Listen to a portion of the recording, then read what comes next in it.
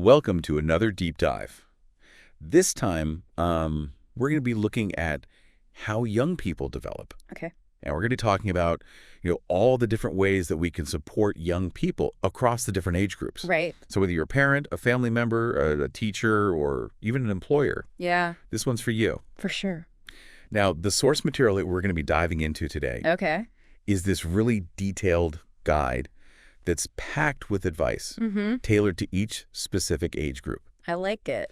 Now, we're going to try to keep things practical, right? Of course. We're going to be focusing on strategies, and all these strategies are grounded in the amazing physiological and brain changes that are happening Makes sense. in each stage. It's fascinating how you're just understanding like the why behind the behavior can completely change your approach to supporting young people. Exactly. Yeah. Okay, so let's start with those roller coaster years. Okay. Ages 12 to 14. Oh, yeah. Now, I'm picturing a theme park ride here with lots of ups, downs, and unexpected turns. I like that analogy. Think about it. Yeah. The limbic system is like the gas pedal, right? You're right. And that's the emotional center of the brain. Okay.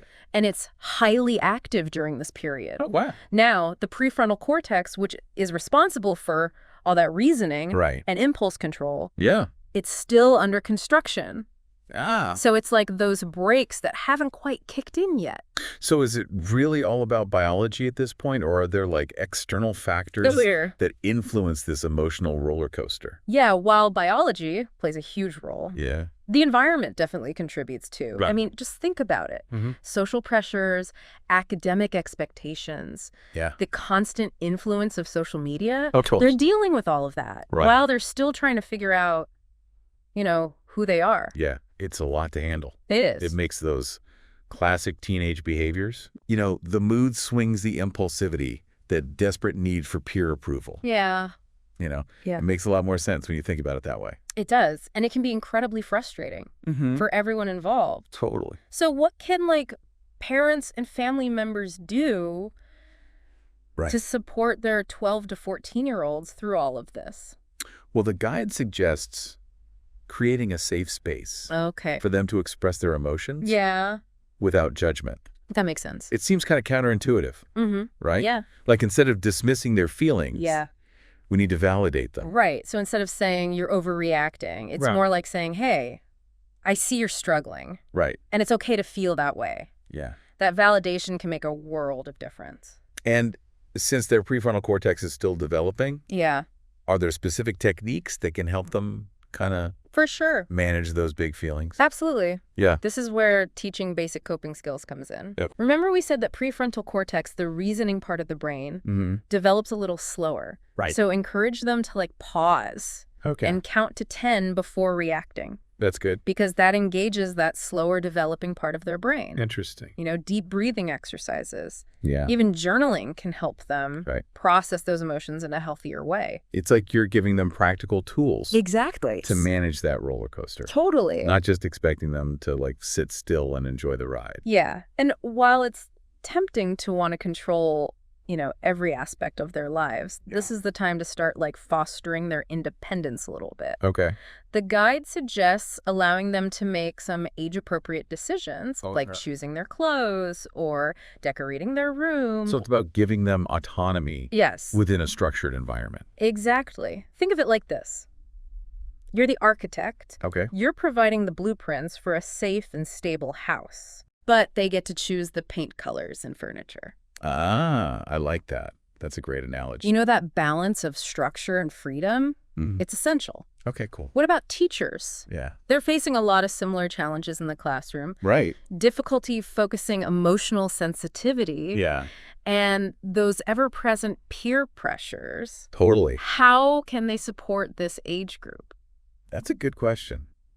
I think teachers can use group activities strategically, to build social confidence.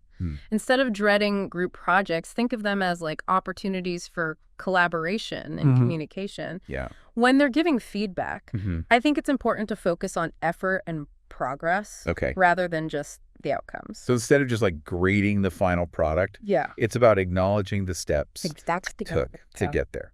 praising their effort and their persistence can boost their confidence and encourage a growth mindset. Something as simple as, I can see how much effort you put into this, and it really shows, can make a huge impact. I bet.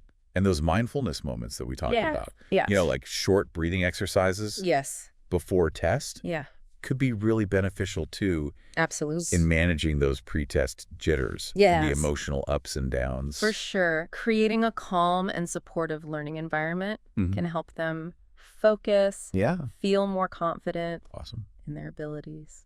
So we've successfully navigated that initial hormone roller coaster. We did it. But as those 12 to 14-year-olds transition into their later teens, what new challenges emerge? Well, just as you think it's getting easier. Oh, no. Those teenage years bring a whole new set of complexities. Oh, boy. I know. But we'll dive into those in the next part of our deep dive. Okay, sounds good. I can only imagine what's coming. It's going to be good. I can't wait to talk about it. See you soon. All right, see ya. Welcome back to our deep dive into supporting young people. It's great to be back. Last time we explored the wild world of 12 to 14-year-olds. Oh, yeah. Where hormones run high and that emotional center of the brain is in overdrive. Totally. We talked about creating a safe space for their big feelings. Teaching those practical coping mechanisms and finding that balance between structure and freedom. A delicate balance, for sure. Right, because as they enter those later teen years, ages 15 to 18, that need for independence really kicks in, doesn't it? It really does. But here's the thing. Even though they're craving autonomy, their prefrontal cortex, that part of the brain responsible for planning and impulse control, it's still developing. So they're driven by this urge to break free. But they might not always have the foresight to make the best decisions. It's a classic push and pull. And it can lead to a lot of tension. I bet. Especially with parents. That makes sense. So how can parents navigate this tricky terrain? It's a delicate dance, for sure. Instead of being the micromanager, parents need to become more like mentors. It's about guiding them, not dictating their every move. So instead of saying, you have to do it this way, it's more like, what are your options here? What are the potential consequences? Exactly. And by helping them weigh the pros and cons, you're actually supporting the development of their prefrontal cortex. Interesting. That decision-making part of the brain. It's like you're providing them with a mental workout. Precisely. And here's another powerful tool. Sharing personal stories of your own setbacks and resilience. Instead of pretending we have it all figured out, we show them that everyone makes mistakes. Exactly. It's part of the learning process. When they see that you faced challenges and bounced back, it normalizes failure. It makes them feel less alone. I love that. In their struggles. It's about modeling healthy coping mechanisms. And showing them that setbacks don't define us. Exactly. And even though they're pushing for independence, practical help is still valuable. Especially with things like time management. Which can be a huge struggle when their brains are still wiring those planning and organizational skills. So instead of nagging them to clean their room or finish their homework, we can help them break down those tasks into smaller steps. Encourage them to use planners or apps, whatever tools work for them to stay organized. It's about empowering them to take ownership, not doing it for them. Absolutely. Now, what about teachers? How can they support these 15 to 18-year-olds who are trying to figure out who they are and where they fit in? Remember, identity and autonomy are huge at this stage. Teachers can tap into that by connecting lessons to real-world applications. Or future goals. Instead of just teaching abstract concepts, they can show them how those concepts apply to their lives. Exactly. Imagine a math teacher linking algebra to budgeting or problem solving. Suddenly, those equations become a lot more relevant. I see what you mean. It's about sparking their curiosity and showing them that learning isn't just about memorizing facts. It's about developing skills. Absolutely. They can use. And another powerful way to engage them is through debate and discussion. Encourage critical thinking by presenting different perspectives. And challenge them to think for themselves. So instead of just lecturing at them, teachers create a space for dialogue and exploration. Exactly. And even simple things like offering choices in assignments can go a long way. How so? So instead of saying, write a 5-page essay on this topic, they could say, explore this topic through an essay, a presentation, or even a song. Wow. The choice is yours. that completely changes the dynamic. It does. It gives them a sense of ownership over their learning. And it allows them to express their creativity. Right. It's about recognizing that they're not just empty vessels waiting to be filled with knowledge.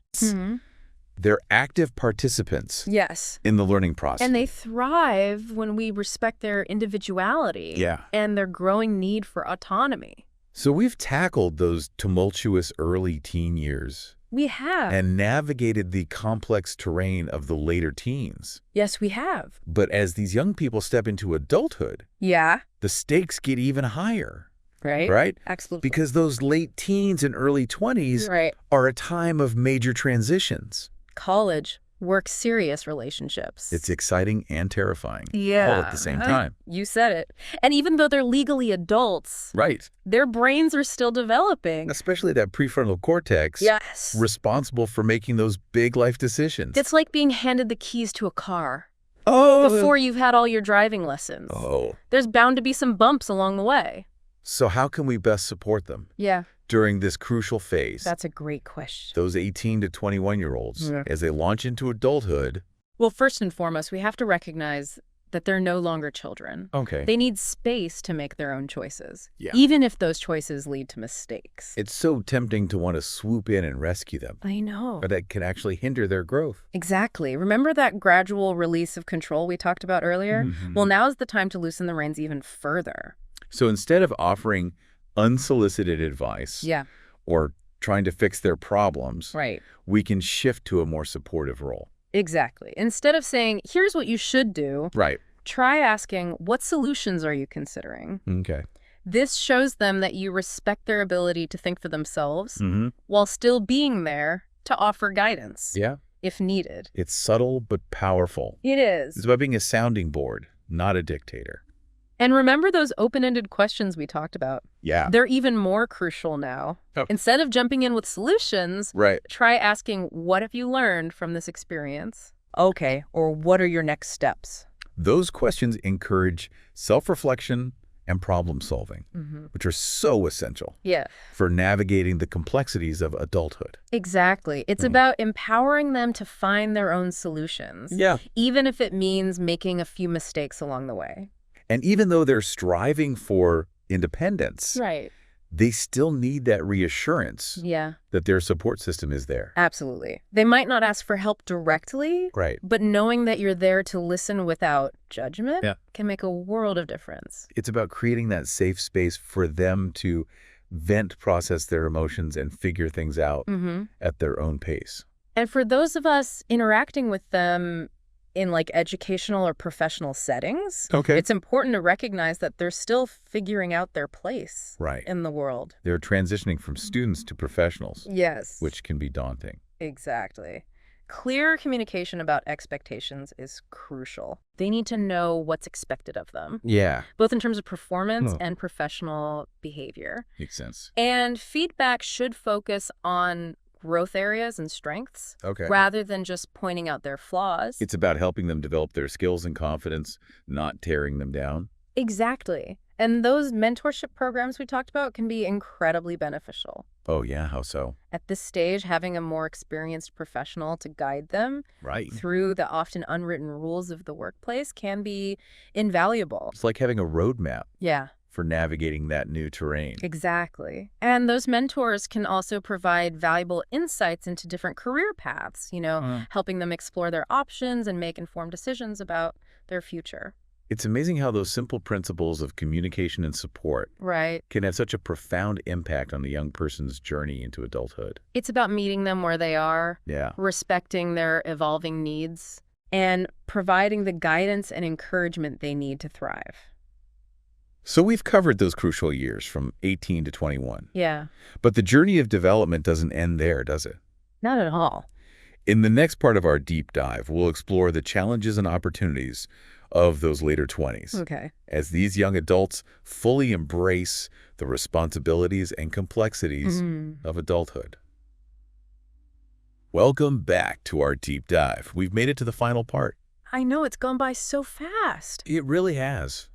We've journeyed through those turbulent teen years, right? Yeah, those were fun. Explored that transition into adulthood. Yeah, exciting time. Exciting and overwhelming. Sure. All those first forays into independence and figuring things out. Just a lot to handle. We uncovered some fascinating insights into how young people develop. Absolutely. And I think through it all, one theme has remained constant. What's that? Communication. Oh, for sure. Communication is so important. It's the bedrock of all healthy relationships. Mm. It's the key to navigating conflict. Yep. And I think it's the foundation. Right. For creating a world where young people feel seen, heard, and understood. Absolutely. And as we shift our focus to those later 20s, ages 24 to 28, communication takes on an even deeper significance. Yeah, so.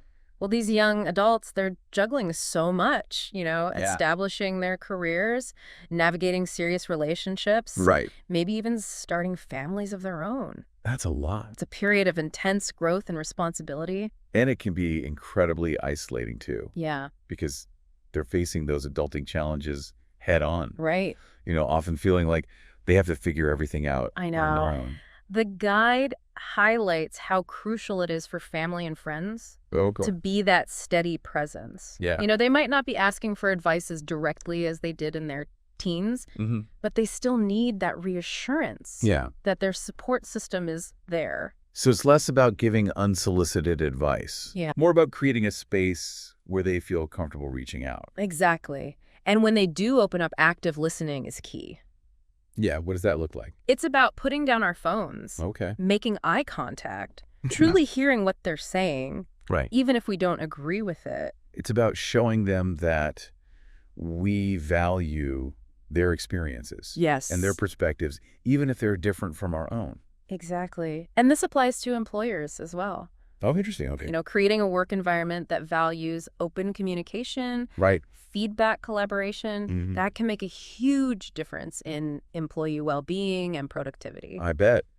Now, we've talked a lot about how adults can support young people. Yeah. But what about the role of peers? Oh, peer relationships are incredibly powerful at every stage of development. Yeah. They provide a sense of belonging, validation, and support. Right. That can be so crucial during those challenging transitions. But let's be honest, navigating friendships can be a minefield. Even in adulthood. It's true. Misunderstandings, conflicts, shifting dynamics. Yeah. It's all part of the equation. But if we equip young people with the tools to communicate effectively, those relationships can become a source of strength and resilience. Absolutely. So how do we do that? Right. How do we teach those all-important communication skills? It starts early. Okay. Even in those preteen years. Okay. Modeling respectful communication. Yeah. Teaching them to use I statements right. when they're upset. Yeah. Encouraging active listening.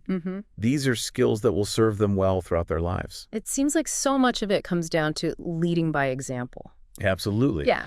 Kids are so perceptive. Yeah. They learn by watching how we interact with others. Right. If we're constantly arguing, yelling, or shutting down conversations, they're going to pick up on those patterns.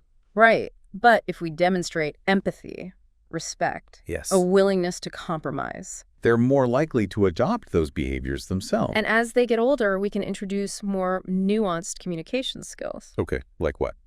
Teaching them to express their opinions assertively but respectfully, helping them understand the importance of body language, nonverbal cues. And encouraging them to find solutions that work for everyone involved. Exactly. Even if it means not getting exactly what they want. It's about shifting from that me versus you mentality to a we mentality. I like that. And those conflict resolution skills are so essential. Yeah. Not just for friendships, but for all relationships. Absolutely. Romantic, professional, familial, you name it. These are life skills that will empower them to build healthy, fulfilling, and meaningful connections with others. It's amazing, isn't it? It is. How understanding the science of brain development can inform how we interact with young people. Yeah. Whether we're parents, family members, teachers, or employers. It helps us meet them where they are. Appreciate their unique challenges. Provide the support they need to thrive. Absolutely. Well, we've reached the end of our deep dive. I know it went by so fast. It did. But I think we covered some really important stuff. I think so, too. We explored those roller coaster teen years. Right. The ups and downs of early adulthood. Yeah. And the evolving needs of those in their later 20s. And through it all, the importance of communication. Yes. communication is key. Absolutely. So as we wrap up this deep dive, I'm curious to hear from you, our listener. Yeah, what resonated with you most?